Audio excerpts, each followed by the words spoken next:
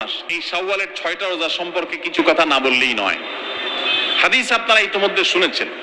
নবী আলাইহিস সালাম বলেছেন, মান সামা রমাদান, যে ব্যক্তি রমজান মাসে রোজা রাখলো, রমজান মাসের সবগুলা রোজা যে রাখলো, সুম্মা আতবাআহু সিত্তাম মিন শাওয়াল, রমজান মাসের পর যদি কেউ শাওয়াল মাসে 6টা রোজা রাখে, কয়টা রোজা?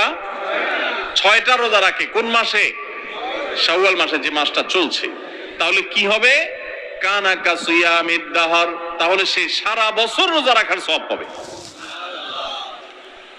আপনি 30টা পাইছেন, 30টা রাখছেন, এক মাস রমজান মাসের সওয়াব পাইছেন।